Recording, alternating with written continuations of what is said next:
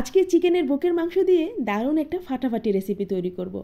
এর আগে অনেকবার তৈরি করেছি, খেতে ভীষণ ভালো লাগে। আশা করি আপনাদেরও ভালো লাগবে। চলুন রেসিপি শেয়ার করি। এখানে চিকেনের বুকের মাংস নিয়েছি। একটা চিকেনের 2 পিস বুকের মাংস। মাংসগুলো আমি এভাবে চিকন চিকন করে কেটে নিয়েছি। তারপর ভালো করে ধুয়ে পানি ঝরিয়ে নিয়েছি। আর এখন সাথে দিয়ে দিয়েছি 2 টেবিল চামচ লেবুর রস। লবণ দিয়ে দেব অল্প পরিমাণে।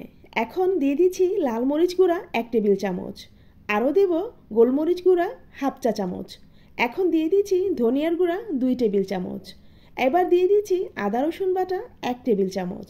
তারপর দিয়ে দিচ্ছি টক দই 1 টেবিল চামচ। এটা অপশনাল, ইচ্ছে করলে বাদ দিতে পারেন। এখন দিয়ে দিচ্ছি সয়া সস সামান্য, সাথে দিয়ে দিচ্ছি ফিশ সস সামান্য। এখন দিয়ে দিচ্ছি রাঁধুনি সস, এটাও সামান্য। এটা অনেকেই না চিনতে পারেন, আর এই যে দেখুন আমি এই বোতলটা দেখিয়ে দিচ্ছি। ফিশ সস আর হচ্ছে রাঁধুনি সস, এটা আপনারা বাদ দিতে পারেন, সামান্য সয়া সস দিলেই হয়ে যাবে। আর তারপর দিয়ে দিলাম সামান্য পরিমাণে চিনি। আর এখন দিয়ে দিচ্ছি কর্নফ্লাওয়ার 4 টেবিল চামচ, আর দিয়ে দিচ্ছি ময়দা 2 টেবিল চামচ। মনে রাখবেন, ময়দা যতটুকু দিবেন কর্নফ্লাওয়ার তার ডাবল দেবেন, তাহলেই এই চিকেনগুলো অনেক বেশি ক্রিস্পি হয়। এই চিকেনগুলো ভাজার পর একেবারে চিকেন চিপসের মতো দেখা যায়, আর খেতেও কিন্তু একেবারেই ক্রিস্পি আর অনেক বেশি মজাদার। তারপর আমি এগুলো সব কিছু মেখে সারা রাত রেস্টে রাখবো নর্মাল ফ্রিজে ঢাকনা দিয়ে ঢেকে। ফ্রিজ থেকে বের করে আমি আবারও এগুলো মেখে নিচ্ছি।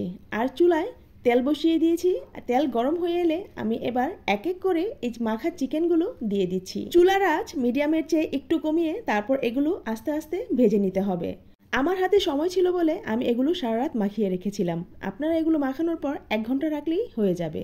চিকেনগুলো দেখুন আস্তে আস্তে কিন্তু ভাজা হয়ে যাচ্ছে, আর আমি এগুলো উল্টে পাল্টে একেবারে ব্রাউন করে ভেজে নিচ্ছি।